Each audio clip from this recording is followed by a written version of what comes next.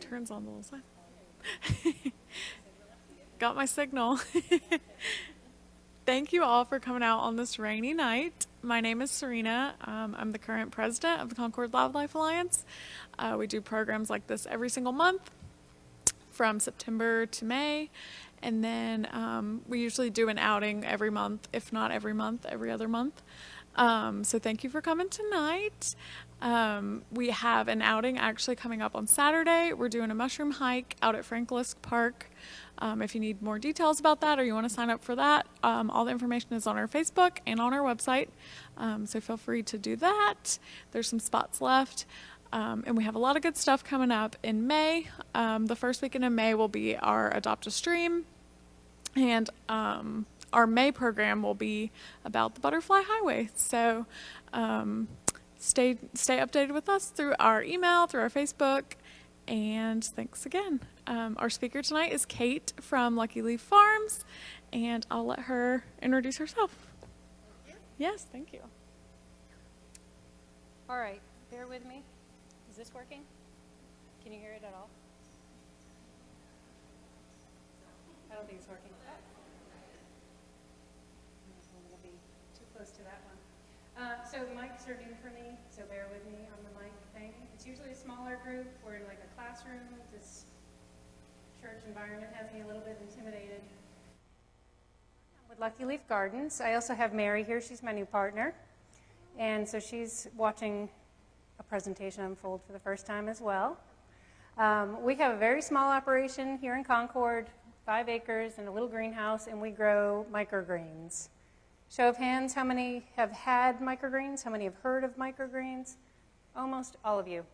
So we've been doing this for 10 years and 12 years. And let's see if this is working.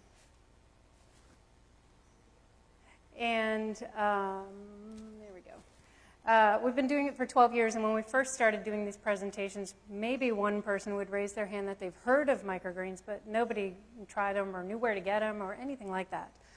So a lot has changed in our 12 years. That is all my contact information. If anyone has any questions afterwards, they can email me or call or...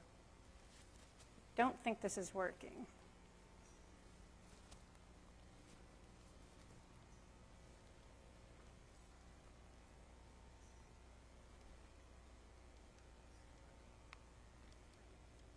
No. But that was you, not me. Oh, there we go. Yep, thank you. All right, so microgreens, there's a few technical definitions. You can look those up on Google. I have a few up there. There's a lot of nicknames for them. Some people call them minis, tiny greens, baby greens. Some of these are accurate, some are not. But for the most part, what we're talking about is a variety of vegetables and herbs that are grown for about a week or two. You harvest the stem and the leaves, and you leave the rest behind. And that's it. They germinate, they grow for a week, we cut them, we eat them. We have about 50 different varieties of vegetables and herbs that we can do as microgreens in our greenhouse. I'm sure there's more out there, but that's just our core of what we do. Sorry, guys. Just need if I had it right here, I'd just touch it, but.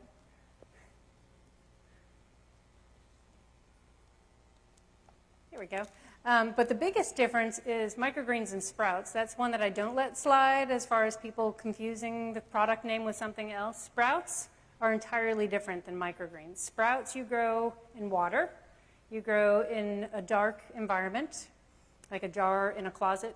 These are breeding grounds for bacteria and not necessarily a safe way to grow a vegetable.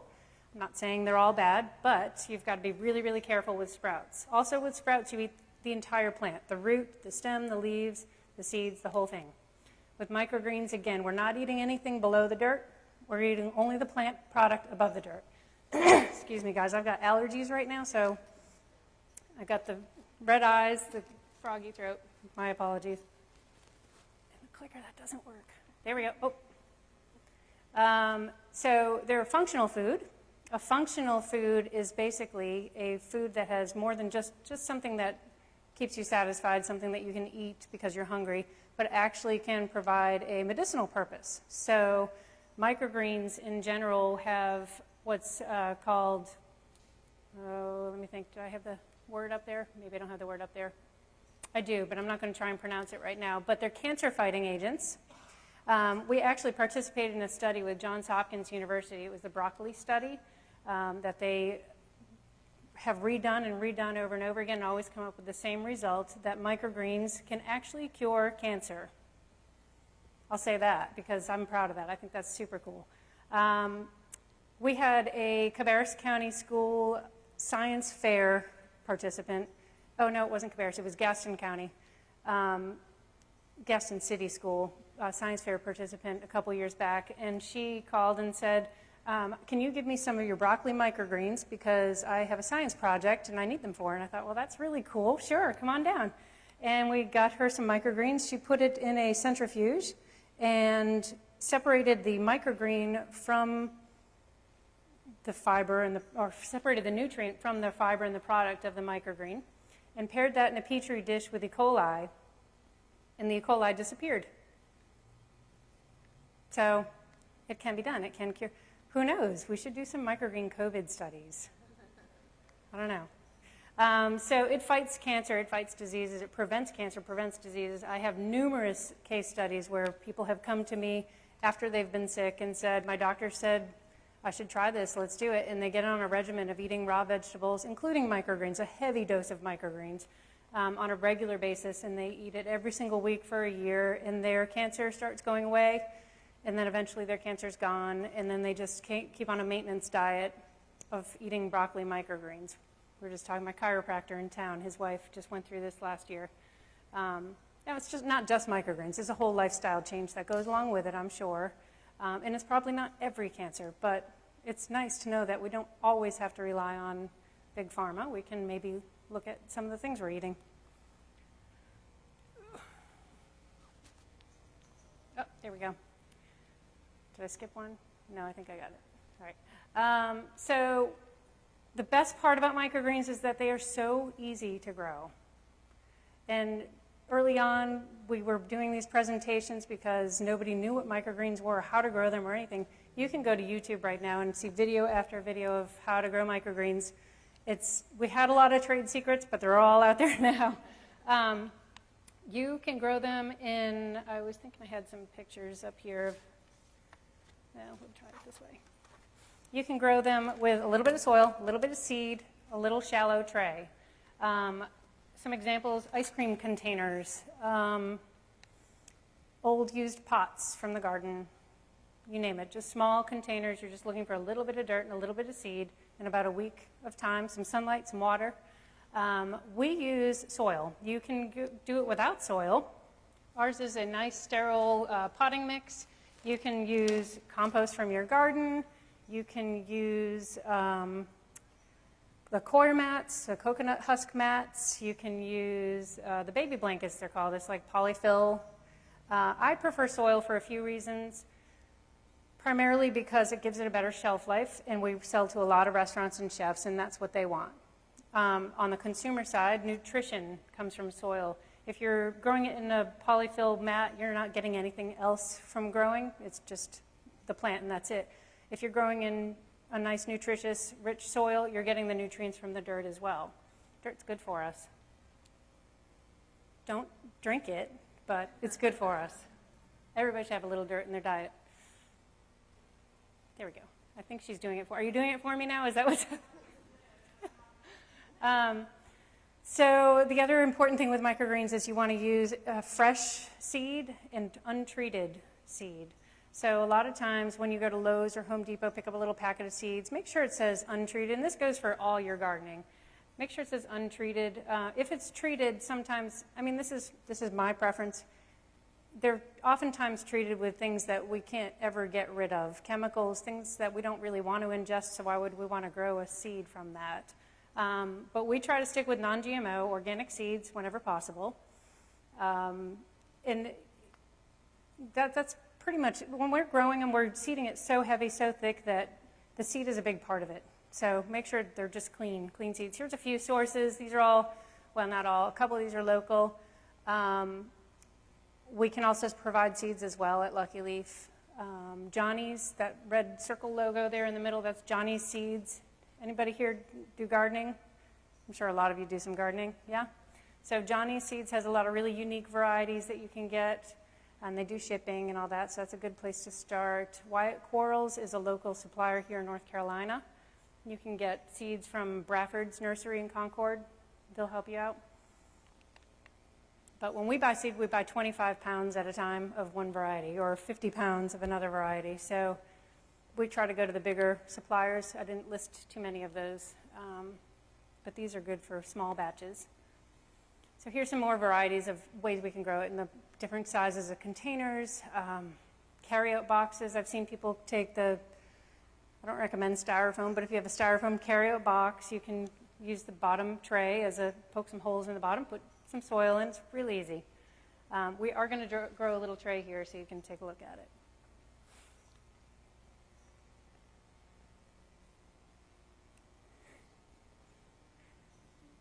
There we go. Our most common varieties, and the most common you'll probably see at farmers markets and whatnot, broccoli, cabbage, cauliflower, kale. Those are also the most nutritious. What I didn't list up there, which is my favorite, my personal favorite, is micro cilantro. Has anyone ever had micro cilantro? Does anyone like cilantro? Everybody like cilantro? Yes, all right. So micro cilantro tastes like, because it holds on to the little seed, which is coriander, right? And it tastes like, so it's a plant that tastes like the coriander seed rather than the cilantro taste. It's phenomenal. It's my favorite. It's the best for any kind of dish. Love it. I never have extra, though. But peas, kale, radish. Radish has a lot of spice. So all the flavor that you find in a broccoli plant is packed into this tiny little seedling. So it's very robust, really strong flavors. The radish is really spicy. The mustard is like wasabi, really, really spicy. And that's part of the beauty of the microgreens is you get so much in this tiny little pinch. You just need a little pinch. Herbs, so the cilantro is there. Chives, fennel. Fennel is another one that hangs onto that little seed, and everybody uses fennel seed when they're using spices. And then having the plant with the seed combined is just really good. Arugula, I don't know if that's technically an herb or not, but there it is on my herb slide. Arugula is a really good one too, very strong. So if you like arugula, like baby arugula when you buy it in the store, have you had micro arugula? It's the best. Really strong. So they're good. Just a little pinch goes a long way. And then you can get creative. So this is popcorn.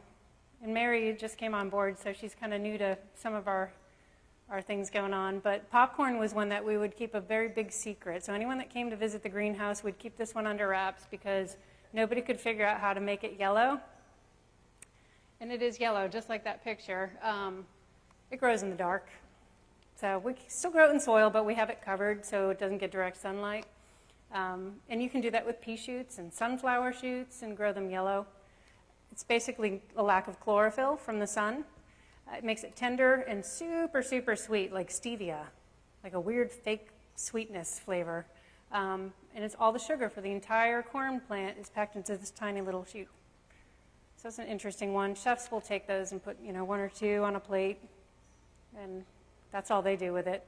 I had, a while ago, we were selling at a farmer's market in Harrisburg, and someone had bought a container of the popcorn shoots that I had there, and then later texted me and said, I'm a diabetic, and I actually had an issue with that because there's so much sugar in these tiny little, it's just popcorn. Just goes to show you that's what corn is, sugar. So some ideas how we can use our microgreens. When I have them in my house, which is rare, but when we have them, we'll use them on everything. Every dish that comes out, lunch, breakfast, dinner, doesn't matter. The only thing you can't do is cook with them. So they're a raw, sprinkle on the top after kind of thing. They're not a throw it in and simmer all day. They're like spinach. They wilt down to nothing and turn very slimy very quick if you try to cook it, just like spinach. So you don't ever want to cook with them. But I always put them on top of hot dishes. That's fine. So scrambled eggs in microgreens. It's just really good stuff. Pizza, if you have micro arugula on a pizza, What would have been awesome is if I had some samples for you all to try. Normally I do, but we're in different times now, and sampling is a little bit more difficult with a group, and so we just didn't. But here's kind of just a array of all the wonderful things. Grow them separate, mix them together. You can come up with, we have our own favorite mix in our house. I've got customers that have their favorite mix. Everybody's got a preference. I'm going to leave that up for a second. So from a business standpoint, and I don't know how much you want to know about our history, but we did have a pretty quick, I guess quick success is the word. When we started out in 2010, we have a sunroom. I'm going to start here, and then I'll pass it for you since you're on your own. We had a sunroom in the back of our house, and it was leaking, and I was kind of just had a baby and in between careers and trying to figure myself out. And my husband's saying, we got to rip this sunroom off. It's awful. And I'm like, well, what if we could like grow something in it, turn it into a greenhouse? I don't know. And I had a friend out in California growing microgreens, and she said, you should try to grow microgreens in that little space. You saw the sunroom. And so that's our sunroom. We served, I think, 10 chefs out of that sunroom. We hosted Johnson & Wales out of that sunroom. We were on the farm tour. Remember the farm tour way back when? Yeah, we were on the farm tour, and people would walk to the back of our suburban house and enter the sunroom. So that's kind of where we got our start. And we grew out of that sunroom in about 6 months, and then we put a nice greenhouse in our backyard. It was a 20 by 20 greenhouse. Again, we're still in this little suburb. We don't have an HOA. And we have very forgiving neighbors. And I would supply the neighbors with microgreens, and it kind of just kept everybody happy. And that one we grew out, in about a year we grew out of that space. Everything we were doing was vertical. So no sprawling greens. It was all like this. Racks and racks and racks, and that was the only way we could fit it all in. We added another 10 customers in there and then grew out again. And then we are where we are now, which I think these are both the same, but different articles, which is our greenhouse now in Concord. It's much more, well, everything grows great. It's nice and everything's laid out. I've got room to expand. We never ran out of space. We came close. COVID hit. We dropped drastically, and now we're at a very comfortable, easy pace right now. So, but it was a bumpy road there for a couple years. So the other thing that helped us with our success is very early on, somehow, I can't remember the course of events, but somehow the Charlotte Observer heard about what we were doing and wrote an article about us and put it on the front page of the business section. And then I found out that Charlotte Observer is, well, I guess whoever owns Charlotte Observer owns, across the entire country, owns big newspapers. So my friend in California sent me a picture and said, you're on the front page of my business section. And so we had lots of customers calling for it because this was so new. Nobody was doing it here. And people were just coming out of the woodwork. Restaurants, chefs wanting this for their store, for their location. So from there, it just kind of carried itself. So here we are 12 years later, almost 13. Nope, almost 12. I'm doing my math wrong, I think. Mary's my math person. We were part of, you know that logo, right? Yes, we were part of sustainable, what was it called, actually? The Farm and Food, yeah, that's what it is. And I'm not sure why it fizzled out. I wish it didn't. We still have this logo on all of our packaging.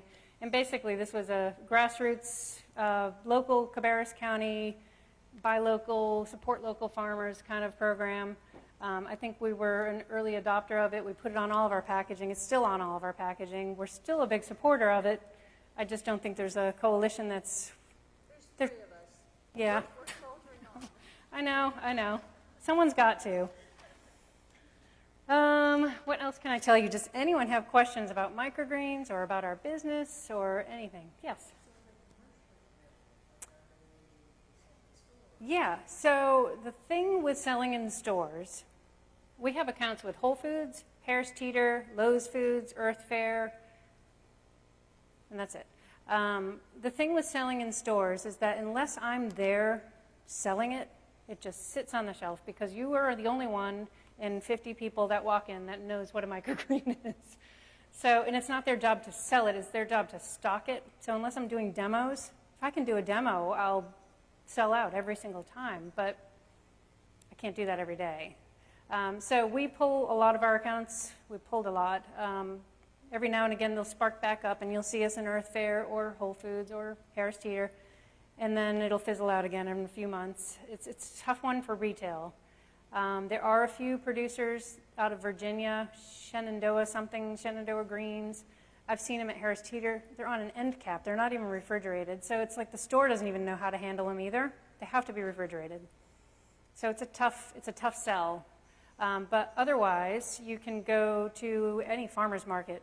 And from here to, Belmont, Davidson, Charlotte, all the Charlotte markets. It's Ben Street still in Concord, Street Fair. He's got some in Concord. There's someone at every market selling microgreens now. Didn't always used to be that way, but it is now. So that would be your best bet. Otherwise, for me, I have several customers that I supply, and I just meet them along my delivery route of restaurants. So if you're in Davidson, I've got someone. If you're down in Valentine, we've got someone we can meet up. So that's usually how I work it. And then I do a lot of trading. My chiropractor and I grow for him. He cracks my back. It works out pretty well. Yeah. Any other questions? Yeah. I have. It's strange for us to have extra because I don't like to waste. So I hate at the end of my, every week is a new grow cycle.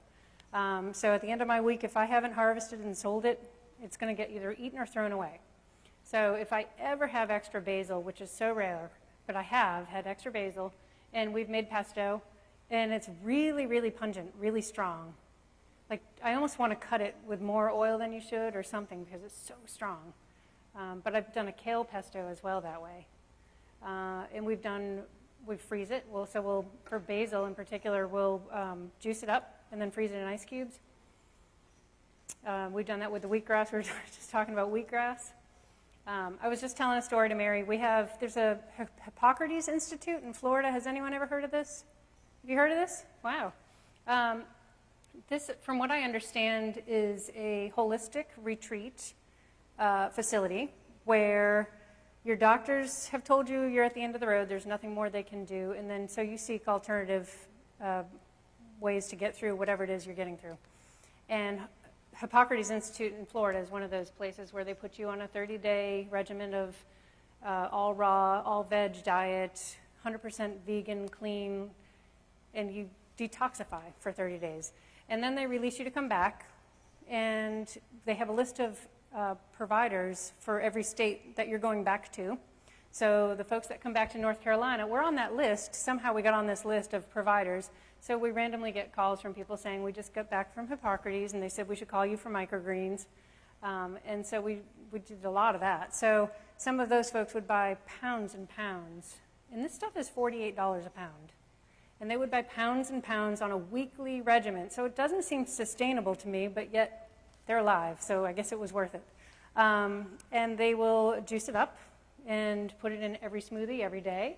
Or if they can't get through it in the whole week, they'll juice it and freeze it and thaw it later and put it in another smoothie some other day. And so there's lots of applications for it. But wheatgrass is one of them. I would just grow it for them. So if there's anything ever in particular that you need, we have plenty of room to grow custom. Just let us know and we'll grow it for you. I was going to ask about the roots. Like, what do you do with the Oh, man. roots that are... I wonder if I have...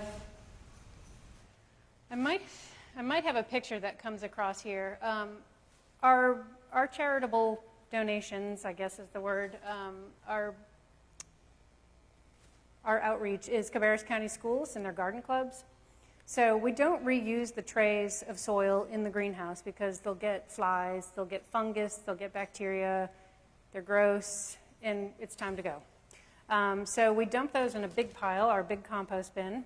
We've reused all of that, so it's just roots and dirt. We use that all around our farm, in raised beds or for the tomatoes or whatever. And then we donate all that soil to Cabarrus County School garden clubs. So a lot of them have either started from scratch and we've helped them design their garden clubs, their raised beds, their layout, their program. We've gone and taught classes on how to do microgreens. The kids love it because we go in and then 1 week later they have something they can cut and eat. The parents love it because then the kid says, Mom, I ate broccoli today, and I loved it. So that's kind of a fun program, but that's mostly where our soil goes. Then we have neighbors that come over with wheelbarrows and take some, because it's a pile. It breaks down and composts very quickly because it's just thin roots that we're dealing with, but it's still a pile of dirt. So if you need any soil, keep my email and reach out. Bring your own, shovel your own. That's all I got for you. So for our products, I say 7 to 10 days. If it's grown any other way than the way I do it, I would say 5 days. Hydroponics, there's a place for hydroponics, but I don't believe that it's the best place for microgreens. And because of the shelf life. Yeah, keep in the fridge just like any other perishable lettuce or green. But 7 to 10 days. I mean, I have some in my fridge that are almost 2 weeks old now, and they're still good. It's just how cold do you keep it? How dry do you keep it?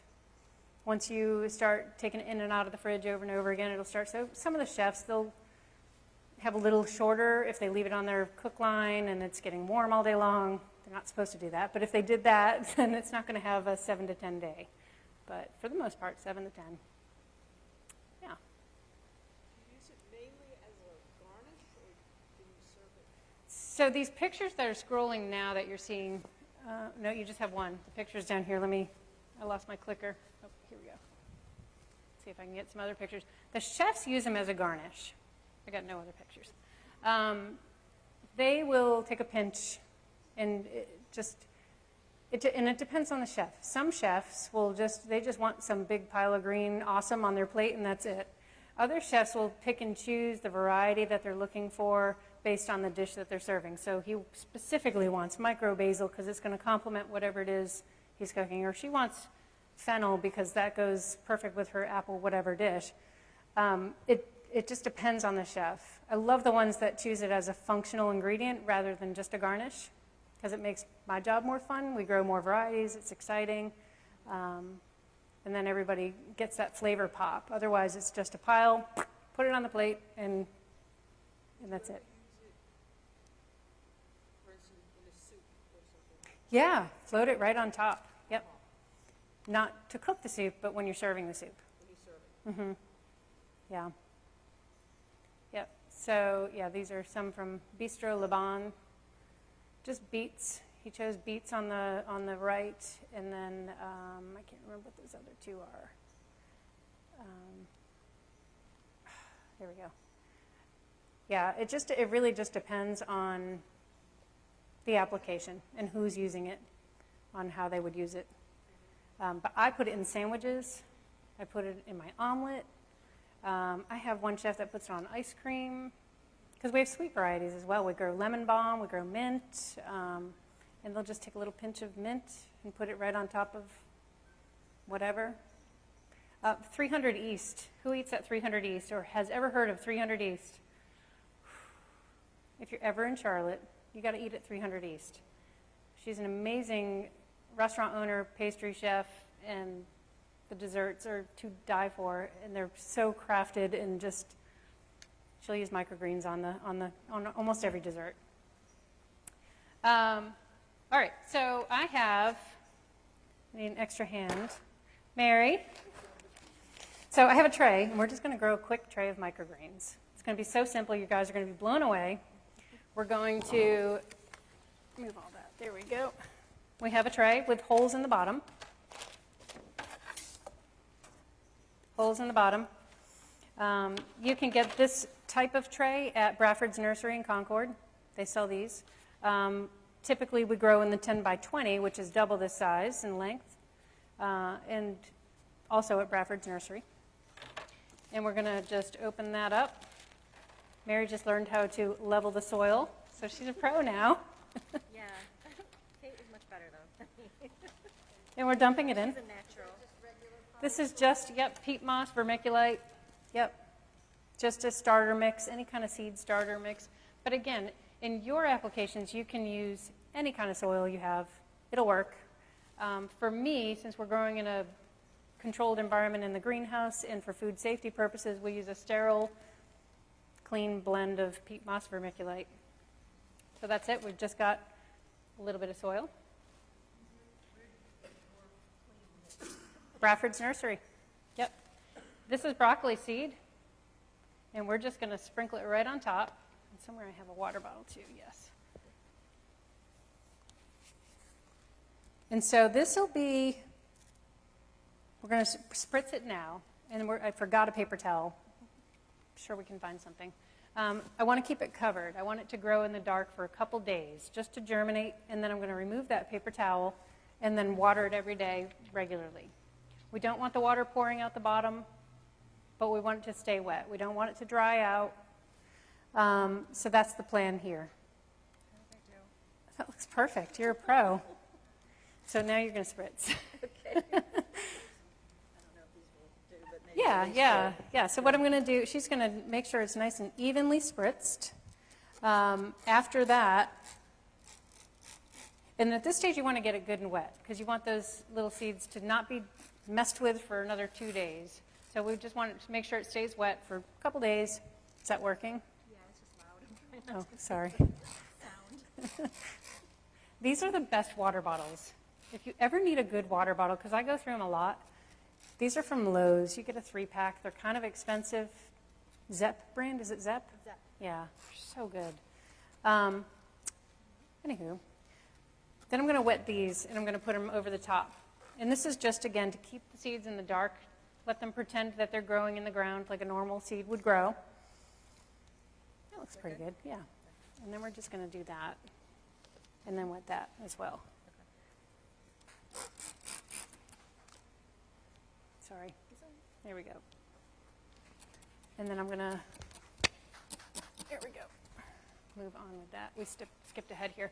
So heavily sow, it's about 70% coverage. For this tray, I used about a tablespoon of broccoli seed. So that's a lot of broccoli seed. If you're ever, planting, it's one seed in a pot, So this is a whole tablespoon of seed. You've got about 1 inch of soil. Everything's looking good. You're going to water them. Oh, there's that picture with the to-go containers that someone just kind of broke apart and used as trays. Water and cover. So we're going to leave them in the dark covered for a couple days, 2 days max. And then the seeds are going to start to look like that. I don't know if you can see that picture. Those are sprouting seeds. They grow the roots grow these little tiny hairs that almost look like mold. It's not mold, it's mycelium.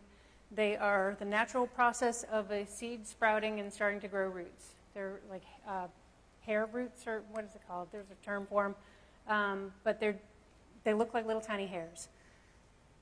They're just reaching for soil and they're looking for the best way to plant themselves. So that's the perfect time to uncover it. And now they're ready for the sunlight. And within 1 week, you will have a product that's ready to harvest. On the next slide. Nope, that's me. Watch them grow, keep the soil moist. Yep, not too wet. You don't want water running through the bottom. 7 to 10 days, they're ready to cut. And in spring, like this time of year, with the amount of daylight we're getting and the temperatures at night, you're keeping this inside, by the way, by a window. But with the temperatures, about 7 days, and you're ready to cut them. And then you're ready to go. So you use a pair of scissors, you just cut above the soil, and you have a big pile of microgreens at the end. So that's it. Put those in you can put them in a Ziploc baggie with a dry paper towel in the fridge or in a Tupperware or whatever kind of container, Rubbermaid, just to keep them in the fridge. There we go. That's it. So I think that you guys have a raffle or something for this. So whoever is the lucky winner can take this home and eat a whole bunch of broccoli in 1 week's time. Didn't know if it was enough water. Yeah, that's good. Do you guys have any more questions? Yes?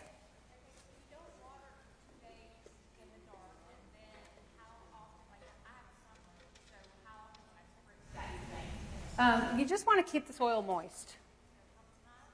I would, at this point, I would actually be, I mean, if I'm doing it in my greenhouse, I'm using a hose and a sprayer, and it's happening multiple times a day. But if you're in your home environment, I would take the spray bottle and I would just keep spritzing it to make sure the soil stays moist. It depends on where you have it. If it's direct sun, if it's near a heat vent, just want to keep it moist. You'll know because you know when things start to wilt and when they're too dry, you'll know.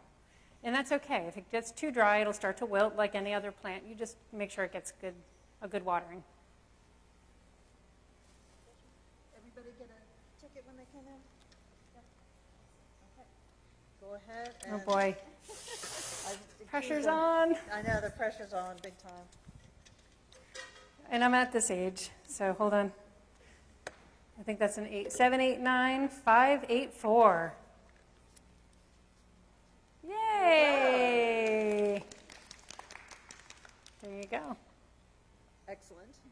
And we have one more. Oh, there's more. Tumblers. Some National Wildlife tumblers. That's somewhere cool. here.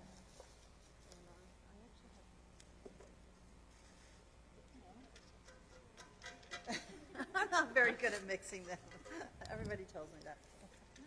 7, 8, 9, 5, 9, 1. Bingo! There we go. Excellent. Yeah, and you wasted it on a tumbler. Oh, it's a nice tumbler. That is all I have for you guys. If you have any more questions, I'm here. Otherwise, reach out.